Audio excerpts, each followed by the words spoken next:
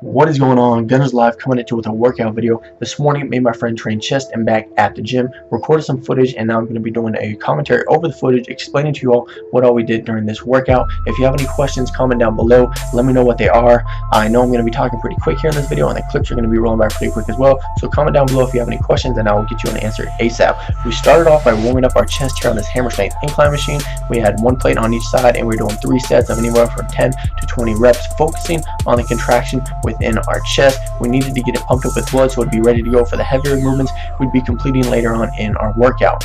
We then went over to this low lat row machine in order to warm up our back. We had one plate on each side. We did 3 sets of 10 to 20 reps, really focusing on the contraction within our back in order to get it pumped up with blood as well and ready to go for the later on heavier movements in our workout. Not only did I do these 2 machines to warm up, I also made sure to stretch before going to the gym. Stretching and doing a few warm-up exercises are a great way to prevent injuries while lifting weights in the gym.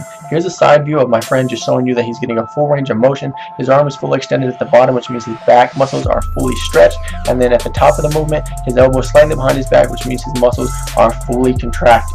After we finished warming up, we went over to bench press for our first actual working movement for chest during the workout. I started off by doing 2 sets of 10 reps at 135 pounds, and then I went ahead and did a 5x5 at 185 pounds, which tied a 5x5 PR for me on bench. If you don't know what it is, basically a 5x5 is when you do 5 sets and then you do 5 reps in each set at the same weight. That's why it's called a 5x5. Anyways, I tied my PR, and then my friend, his PR was actually 225 pounds, and he went for 235 during this workout, and he hit it. I found over the past few years of training that a 5x5 is the best way for me to grow strength in any muscle group within my body. That's why I like doing it so often. Right here, you can see this is my 5th and final set. My chest is already engaged before I unrack the weight. My friend gives me a lift off, and right here, it's go time, all right? I control the weight on the way down. I touch my chest at the bottom of the motion, and then I explode on the way up, controlling the weight once again. So control the weight the way down, touch my chest, explode on the way up, controlling the weight the entire time. Here's my 5th rep, going for the tie of my PR, grinding it up and rack it. So I hit it, tied my PR. I was pretty happy about that. Next time I'll probably go for a 190 pound 5x5 on bench press, which would be a PR for me. Here's my friend's 5th and final set. He's going for it right here. What rep is that? Is that 3 or 4? I think that was 3. Here goes 4, and right here on rep 5, he didn't think he went down all the way, which, I mean, he didn't touch his chest, but he went down just as far there as he did on his other reps. So he was like, no, I'm going for another rep. So good for him, you know, grinding it out, and unfortunately he didn't get it, but it's all good. I know he'll get it next time. After bench press, we went over to the seated cable row, and it was our first working back movement of the day. We did it pyramid style. We started off at 120 pounds and worked our way up to 180 pounds, doing 10 reps in each set. In order to get the best contraction possible here, I fully extend my arms at the bottom of the movement and then pull my elbows behind my back. So I get a full stretch and then a full contraction in my back, giving me a full range of motion. I pull the V-bar that we were using sort of towards my belly button. That's going to give me the power and help me lift more weight. You can lift it higher towards your face, but it works a lot more of your upper back. For this movement today, I was really going for lats, and so is my friend right here. You can see if I go to the side a little bit more, he's using his elbows behind his back, which means he's getting a full contraction as well. After doing the seated cable rows, we came over to do this cable crossover machine. Our gym doesn't have any grips. They all either got lost or broken, and our gym really hasn't ordered anymore. I don't even know if they know that the grips are gone, but anyways, I went ahead and just grabbed the cables, and right here I'm making sure to keep my arms straight, and then I'm bringing my hands together in order to fully contract my chest muscle. So if you're doing cable crossovers and your arms aren't straight and your hands aren't touching each other, you're not getting a full contraction in the middle part of your chest. You're not going to grow the middle part of your chest properly. Here you're going to see my friend doing it as well. I sort of recorded him in the mirror because he did it facing the other way, but anyways, his arms are straight. You see his forearms just bulging right there. They're pretty ripped, to be honest. And then he brings his hands together, and he's also getting full contraction within the middle part of his chest, which is what you want in a cable crossover exercise.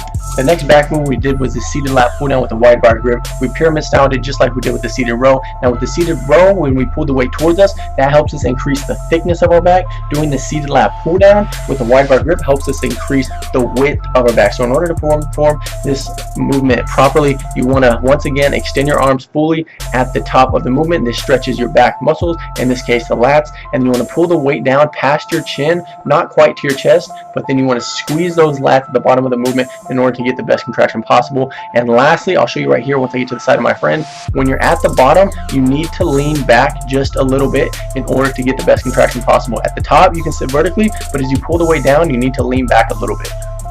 The next chest movement we did was incline barbell press. I personally prefer to use dumbbells for this exercise, but my friend likes using the barbell, so we switch it up whenever we work out together. Today just happened to be a barbell day. But anyways, the key points for this exercise, the flat bench press, are very similar with one key difference, which I'll tell you in just a minute. But anyways, for this exercise, you need to engage your chest before you unrack the weight, and then whenever you're lowering it down to your chest, you need to control the negative. All right, don't let gravity drop the weight down your chest.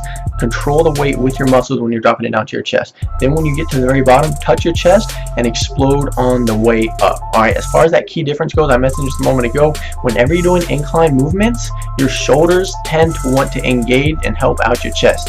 You need to make sure you're doing proper form and using just your chest on incline movements. You're going to be using just your chest on the flat bench movements and the flat dumbbell press movements, while on an incline barbell and incline dumbbell, it's very easy if you have bad form to use your shoulders along with your chest, when you should be only using your chest. So anyways, for this exercise, I started off by doing 2 sets of 10 reps at 135 pounds, and then I moved up to do 3 sets of 5 at 155 pounds.